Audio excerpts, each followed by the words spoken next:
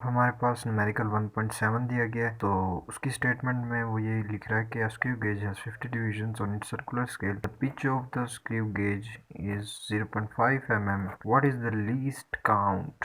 तो इसमें हमने सिर्फ लीस्ट काउंट बतानी है। तो चलिए देखते हैं इसको। सबसे पहले हम इसका डाटा लिख लेंगे। तो सब हमें क्या दिया गया है, डिविजन्स दी गई हैं। नंबर ऑफ डिविजन्स कितनी है, हमारे पास 50 डिविजन्स है। अब इसके बाद हमारे पास स्क्रू गेज की पिच दी गई है। तो पिच ऑफ स्क्रू गेज हमारे पास क्या दी गई है, 0.5 mm। ठीक है, ये हमें पिच दी गई है। अब हमने लीस्ट काउंट इसकी फाइंड करके देनी है इन्हें। तो हम यहाँ पर लीस्ट काउंट को फाइंड करने के लिए एक फार्मूला यूज करेंगे। तो ये जो हमारा फार्मूला है ये बुक में भी गिवन है। क्या होता है, least count equals to pitch of screw gauge divided by the number of observations या नंबर ऑफ डिविजन्स। ठीक है, नंबर ऑफ डिविजन्स। तो अब इसकी वैल्यूज यहाँ पर पुट कर दें। पिच कितनी दी हुई है हमारे पास, 0.5 millimetre divided by number of observations 50। तो अब इसे जब सॉल्व करेंगे तो रिजल्ट आएगा 0.01 मिलीमीटर। अब आपको पता है हमारे पास लीस्ट काउंट सेंटीमीटर में होती है, तो मिली डिवाइड कर देंगे 0.01 को 10 से, तो हमारे पास सेंटीमीटर में आ जाएगा 0.001 सेंटीमीटर लीस्ट काउंट फाइंड। तो अब हमारे पास 1.9 है। अच्छा, ये मैं आपको बता दूं कि 1.8 और 9 ये सिमिलर हैं दोनों न्यूमेरिकल्स। अगर आपको एक भी समझ आ जाता है तो दूसरा बिल्कुल सेम है। तो देखते हैं अब इनको। इसमें हमसे ये लगे कि सिग्निफिकेंट फिगर्स बता दे। ये ए पार्ट के अंदर देख लेते हैं, सिग्निफिकेंट फिगर्स होंगे। अच्छा, सिग्निफिकेंट फिगर्स को समझने के लिए ना आपको इसके रूल्स एक बार रीड करने पड़ेंगे। तो बुक में इसके रूल्स दिए गए हैं, वो आप एक दफा ना इसको रीड कर लीजिएगा, तो बहुत इजी हो जाएगा ये। अब 8 पार्ट के अंदर 4 सिग्निफिकेंट डिजिट्स हैं। तो ये मैंने कैसे बता दिया, ये मैंने उस रूल को, उसके रूल के अंदर मौजूद है कि 0 दो नॉन जीरो डिजिट्स के दरमियान आए तो वो भी सिग्निफिकेंट होता है। तो इसके अंदर 4 सिग्निफिकेंट। अब बी पार्ट में देखें, हमारे पास जीरोज फर्स्ट में आ रहे हैं।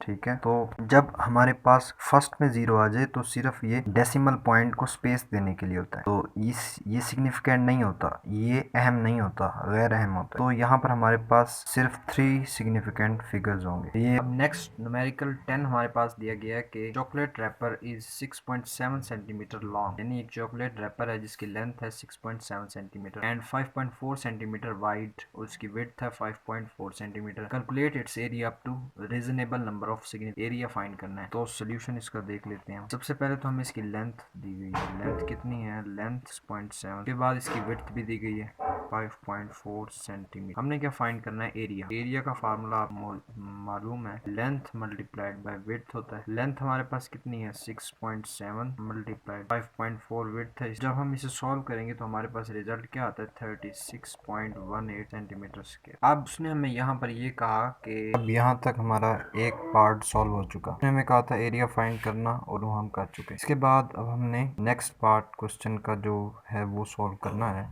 हमें कहा गया रीजनेबल नंबर हमने बताने हैं सिग्निफिकेंट फिगर्स। तो देखें जरा इसे, रीजनेबल नंबर्स यानी कि ऐसे सिग्निफिकेंट फिगर्स बताएं जिन्हें हम निगलेक्ट कर सकें, यानी अगर हम उसे खत्म कर दें तो कोई मसला ना हो। अच्छा, अगर आपको एक एग्जांपल के तौर पर कहा जाए कि आपके पास 11 रुपए 30 पैसे हो, आप 30 पैसे को इजीली निगलेक्ट कर सकते हैं। तो यहाँ पर भी सिमिलर यही केस, हमारे पास 36.18, आप ऐसे समझ लें 36.18 रुपीज है, तो 18 रुपीज निगलेक्ट कर देंगे हम, हमारे पास रिजल्ट आ जाएगा 36 सेंटीमीटर। हम 18 रुपीज को निगलेक्ट कर सकते हैं। यही सिग्निफिकेंट फिगर हमारी।